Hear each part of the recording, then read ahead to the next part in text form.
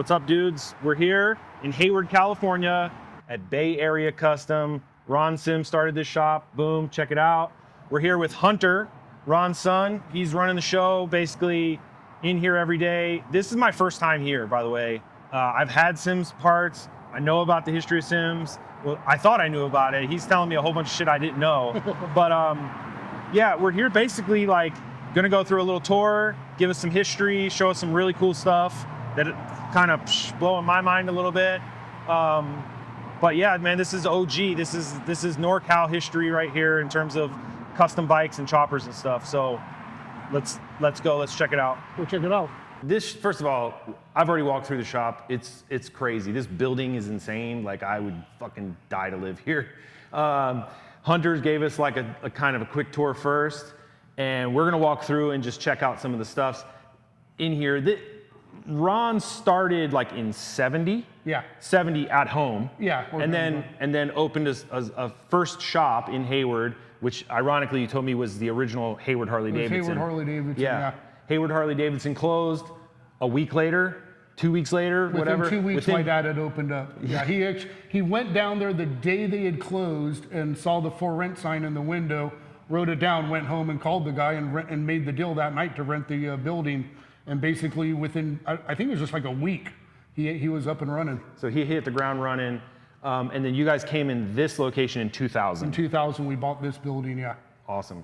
Yeah. So let's check out, there's a couple like really like Sims bikes. First, right off the bat, so the Ron Sims stuff, like in my mind, the Thug engine is what like jumps out to me first. Cause like, I'm like, that's first of all, it sounds bad as fuck. It is.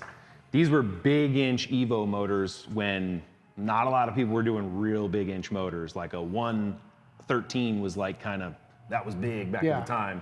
Yeah, that was the biggest engine you could get from S&S was Exactly. a 113. And you guys jumped straight in with a 131. 131, then a 140 and a 145. Yeah, 145. And then obviously later S&S was like, oh, well, yeah, we'll just do a 145. Yeah. You guys did the legwork. We'll jump on that now. Yeah, that's pretty much what happened. This particular bike here, 140 with a blower, Raider wheels, both sides. I don't even want to show these on camera because I don't have a set. And I'm gonna look for a set, but the PM race calipers, especially for Sims. I've never even seen them, didn't know that was a thing, pretty jealous. What year do you think this was built? This bike was built around 2002, I think. Okay, right in the heyday of... Yeah, right in the thick of it. Yep. All right. The blower setup's crazy. Not the cam side Magna Charger, but the other Magna Charger setup. Yeah, that was done by that EMC guy, Eagle Motorcycle Company. Yep. And they worked pretty good. Yeah. Nice. Your guys' swing arm. Oh, yep. The Thug, you'll see, I'll have to show you when I go home, but the Thug cylinders. So maybe you can clear this up. There was embossed Thug, there was debossed Thug, and then there was billet, not billet, but like machined in. Yeah. Do you know what the? I really can't remember. I think it was just, I think actually there's we started with one foundry and then ended up switching over to STD. Mm-hmm. It was something like that. I think that's what it was, because STD always made the heads. Yeah. But at first we had a different foundry that was making the barrels, and I think is when we changed to STD is when that changed. Gotcha. And then they changed again. I think when we did went up to the 145s. Okay. So makes sense.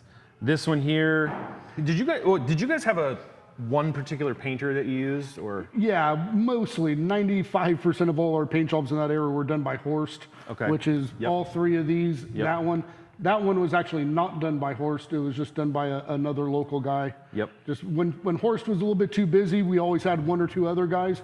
And actually, Mike Taylor was one of those guys. He did a bunch of paint jobs for us in the day. And now that Horst is retired, it's kind of funny, Mike Taylor's back doing it again. So I got him doing stuff for me right now. Awesome. What year would you say this is? I think this bike, I built this around 98. And then in like 05 or 06, I did kind of a remodel on it. Didn't change the paint, but it was a 180 tire bike. And I figured out how to convert it to a 240 by doing a different swing arm and then moving the belt to the other side of the swing arm on the belt side. If you come over here and take a look, see how the swing arm dives in, and then the belt goes through the swing arm in the frame. Yep. Yeah, makes sense.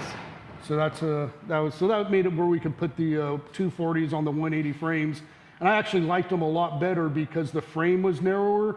So just a narrower seat and everything. Like if you look how wide that seat is, because that's a 240 frame. Yeah. So I really like this. Once we did this, we didn't do any more of the 240 frames. Sweet. This one right here, about the same time frame, you think? This was built in '98. Okay.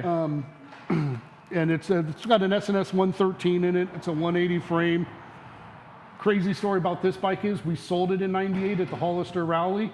The guy said, oh, I want that bike, but I want a blower on it. I'll pay you for a blower. Can you take it up and put a blower on it? So that's what we did, and he never picked the bike up.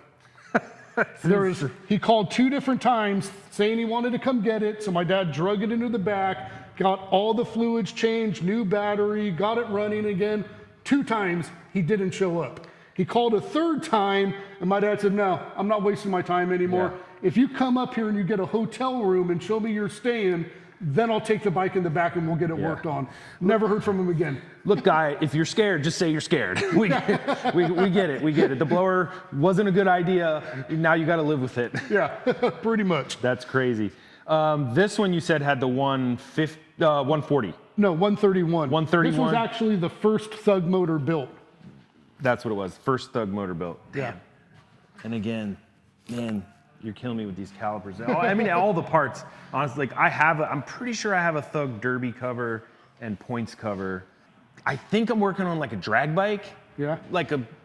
Not like a real deal. Like I'm not gonna go for points and shit, but just like I'm just gonna make it. Have some fun. Yeah, just make a drag bike. But yeah, I've got a Wildcat aluminum frame, rubber mount. Oh wow. And stretched FXR swing arm. It's air tank in it and all this shit.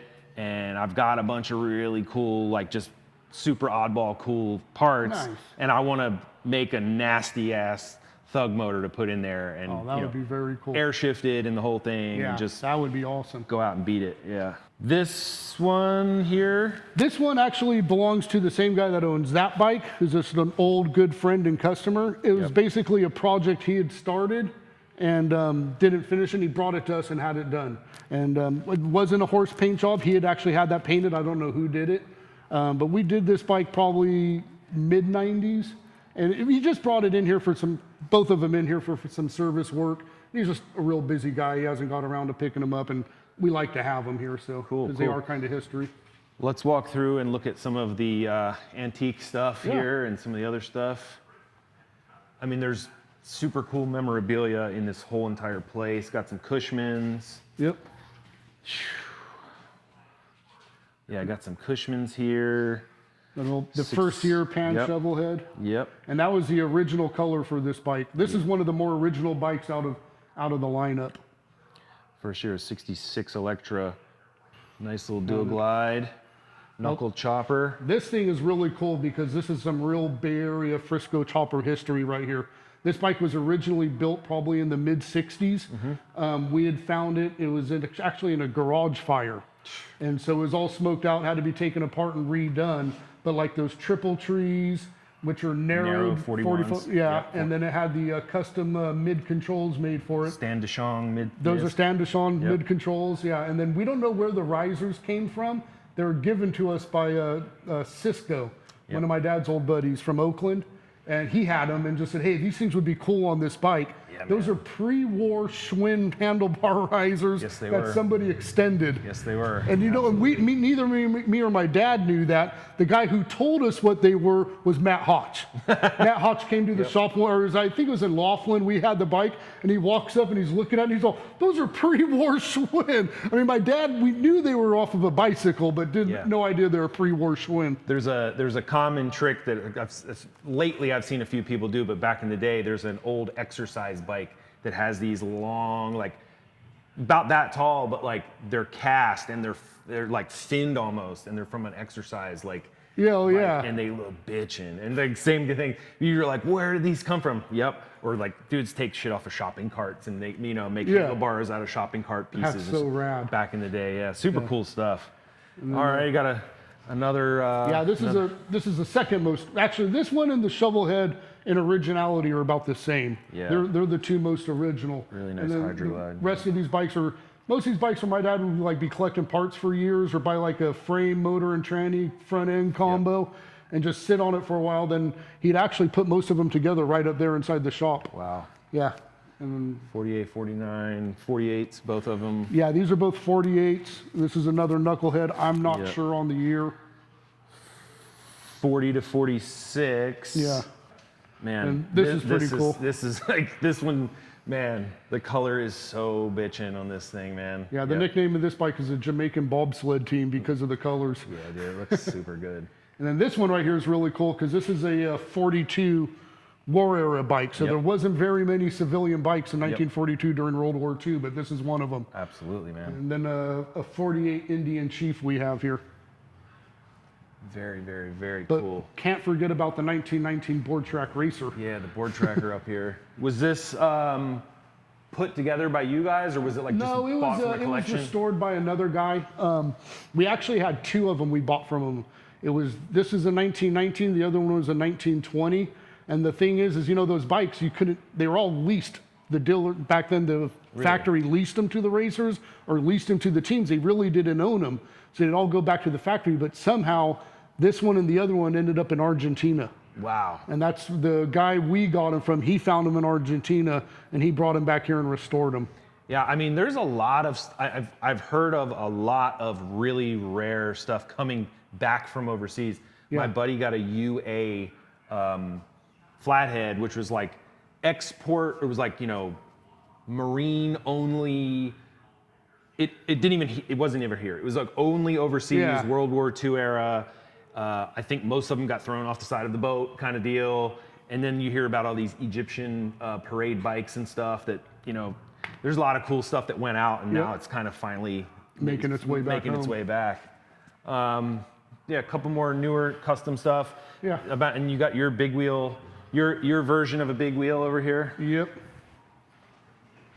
And you were saying like, you know, I mean, this is a big wheel bagger, but essentially stripped down. Yeah, I mean mid controls. Yeah, like I was saying, my whole thing was I just never liked the big wheel bikes. I hated the fact that the whole rear end was just all plastic and just covered up the fact that they were all bone stock underneath. Yeah. So when I decided to build this one, I was like, you know what, I'm going to do something different. You know, there's the first bagger with an inverted front end. You know, I did the like you said, the mid controls on it. Did the Sportster tank, had it all molded in and everything. I just wanted something really different looking. Yeah. And, you know, and surprisingly, that front end, I didn't think it would work. But the first time I jumped on it, I took it for a test ride out through the canyon. I went through it just like, I felt like I was just like on a Softail. I mean, it was like no problem at all. The thing could actually hang. And it's got an EMC 150-inch engine in it. So that makes it kind of fun. Yeah, man. Yeah, that'll move. But if you could see, like I made a custom swing arm for it. And performance machine all the way around everything. Then obviously I had those bags. They were a set of our stretched fiberglass bags that I took to a fiberglass guy, had them shortened and then put in the accent scallop that I got on the side of the tank and on the side covers. And then the whole thing was like, you know, I wasn't going to put a stereo on it and do any of that good goofy stuff. So I didn't need to have all the wiring that you need on a bagger. So I just welded the side plates up and just made them all molded and smooth. Yeah. And I'm really happy with the way it came out. Like I said, this is the first bike I ever actually sketched out before I built it, because I was just having my hard time wrapping my mind around it. Because like I was saying earlier, most of the parts, like the saddlebags, the tank design, the whole scallop thing, a lot of that was drawn out on napkins sitting at the bar at the brewery. Yeah. That's really where it came from.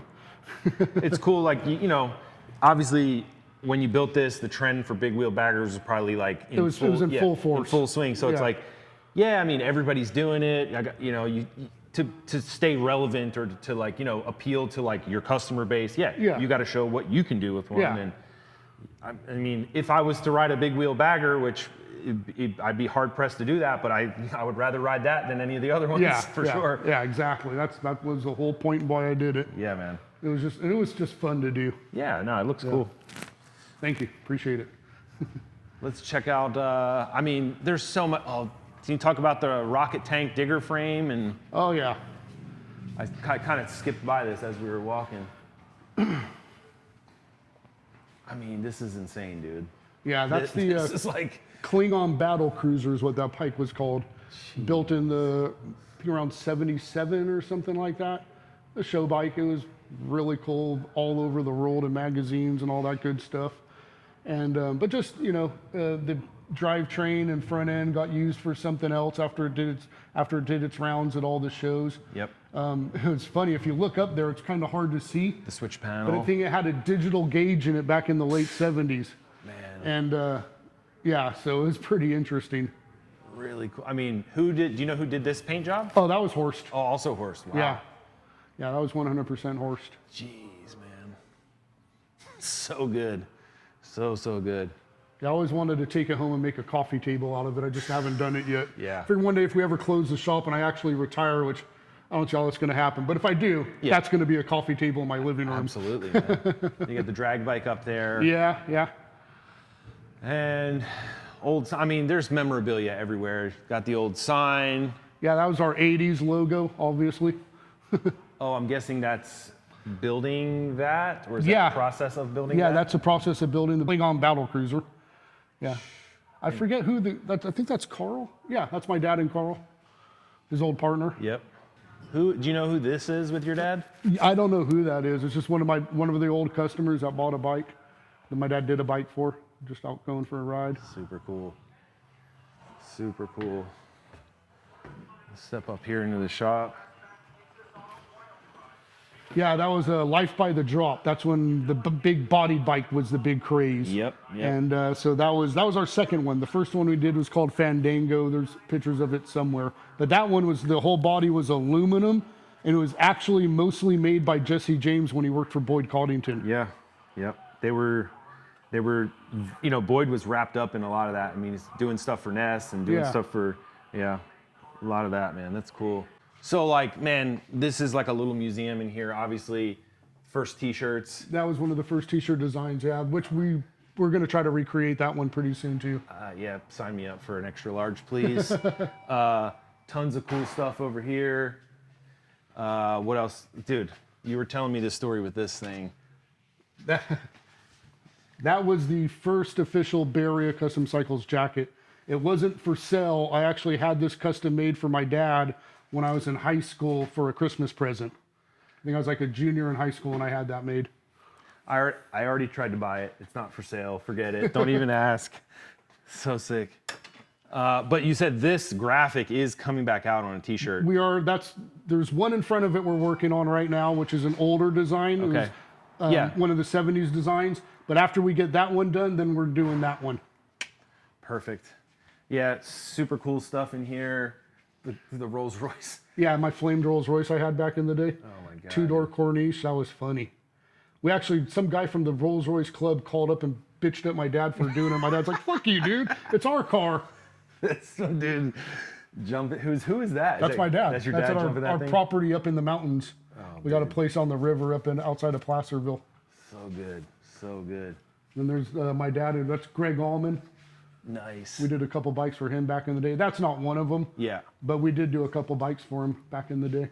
Hell yeah. All right. Well, so yeah, going back to old stuff, you were saying, and this is kind of like, you know, I'm like a billet freak, and so points covers, pivot block covers, axle covers, derbies, riser things, this and that.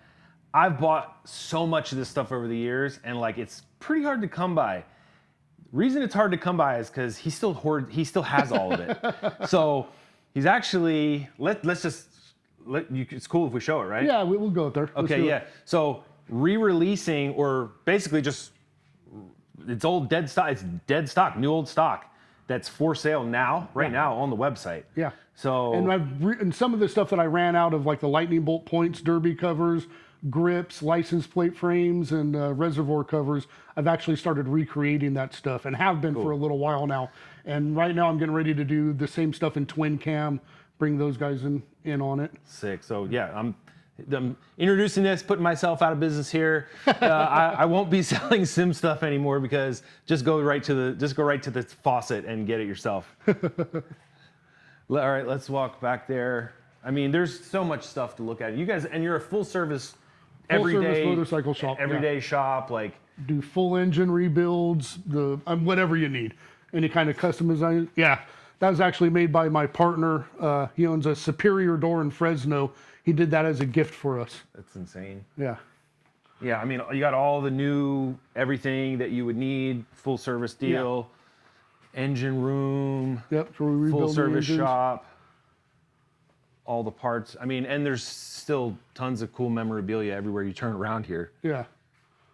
Half museum, half shop. Yeah, pretty much. What's the story with this? Who shot that one up? That was a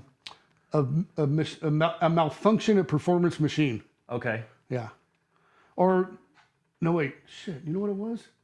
It was the owner of Performance Machine. He bought some huge gun, and he wanted to see what it would do to one of his wheels. So he took an unfinished wheel and shot it up. That's what that was. All right, Perry. Yep.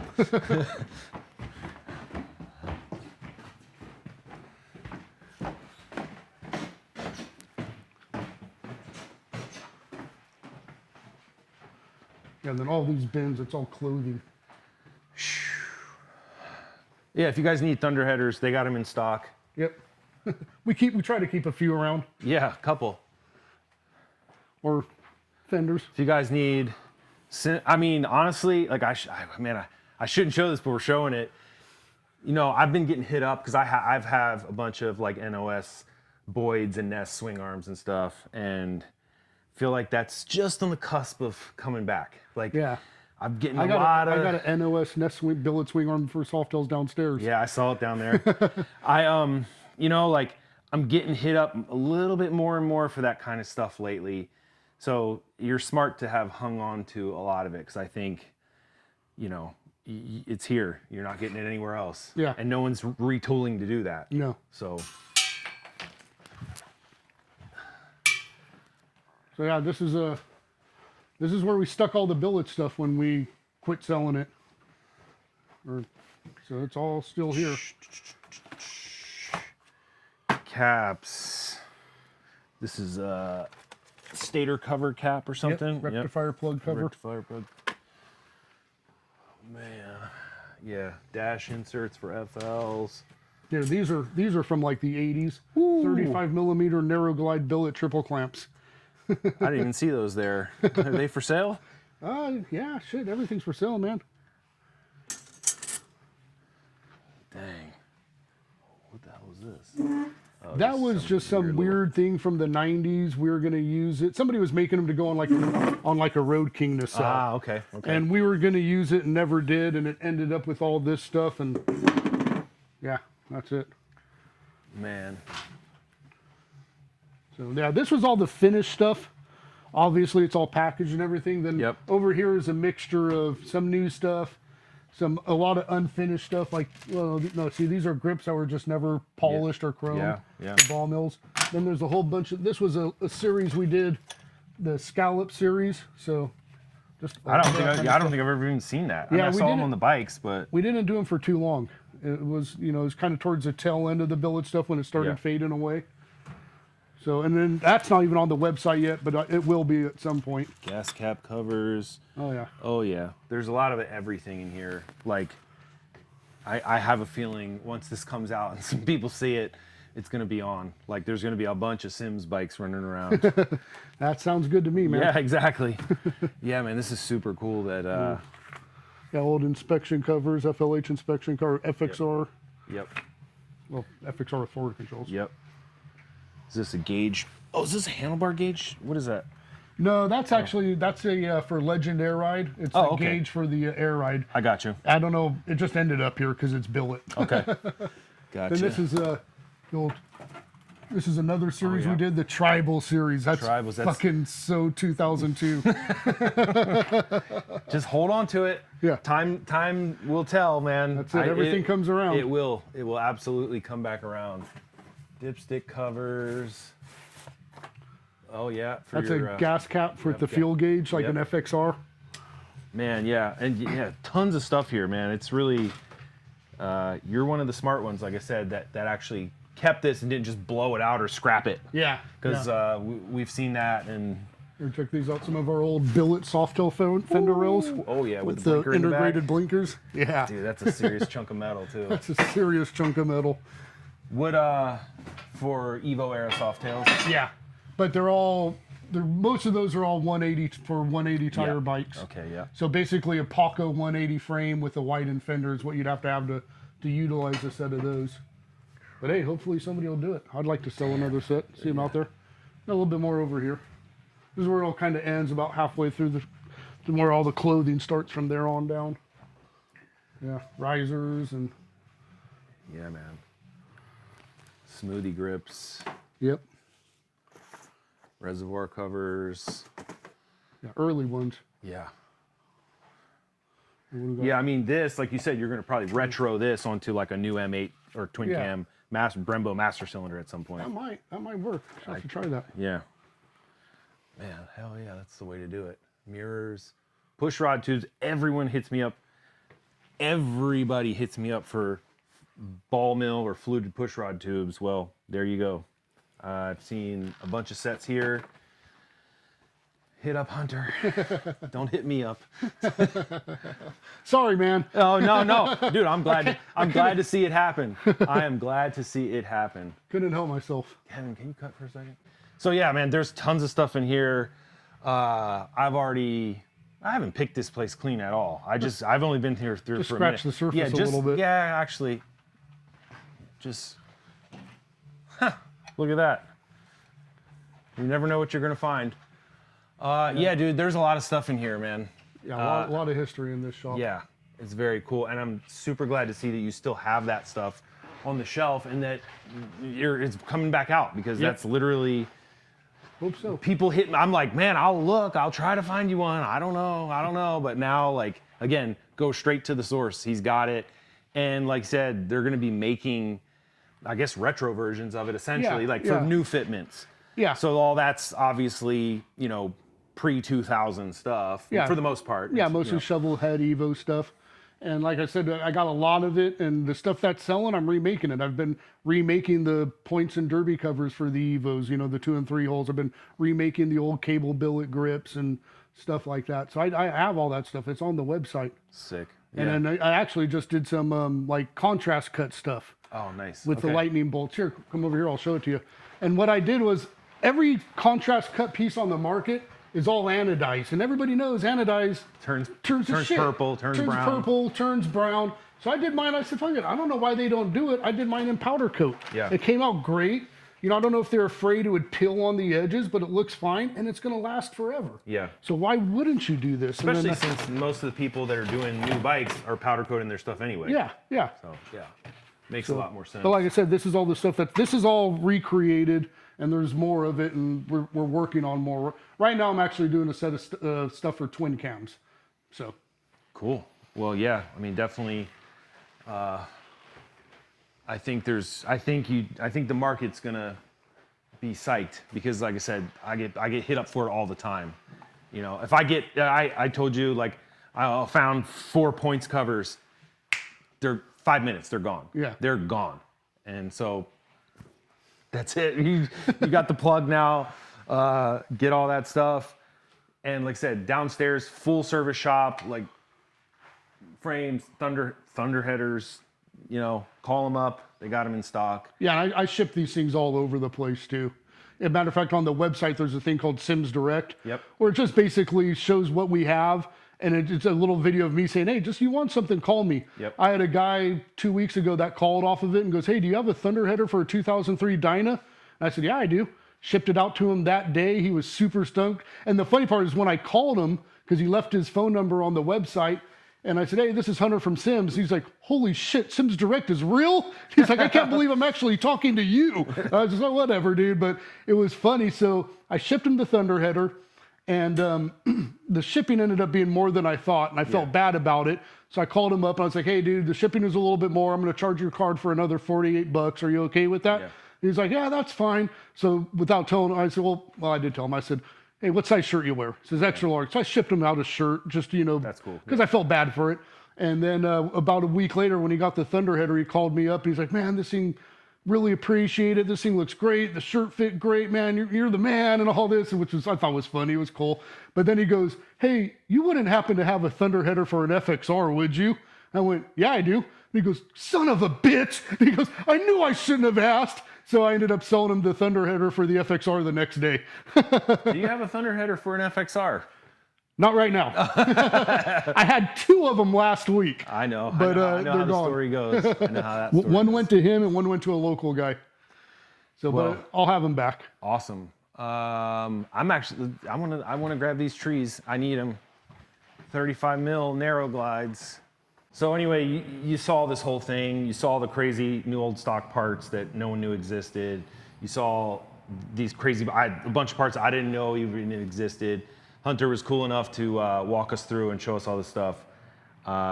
This is not something that like any guy walking off the street's gonna get. So thank you for that. Yeah, Appreciate no problem, it. man. And thanks for selling me some cool stuff that I need. Also, for the link for all his stuff that he's selling, the Sims parts is going to be in the description of this video. But what's the website? You can just... The website is www.ronsimscustomcycles.com. It's got all, like I said, the vintage billet parts and all the apparels on it. And we're working on some new stuff right now. Yeah, new stuff coming out too. Yeah. Cool. And like I'll post up. We're gonna do. Well, the Instagram stuff will be up by the time this comes up. But we'll see you down the road. Obviously, you'll be at Sturgis this year. Yep. Set up on LaSalle. Right on LaSalle. Yep. Sweet. I'll be out there. We'll make sure to stop by and sounds good. Pop in and say what's up. But yeah, thanks for checking out the video. Yeah, just on to the next. We're gonna keep going. All right, man. Thanks for coming by. Appreciate it. Thank you. No problem, man. Thank you.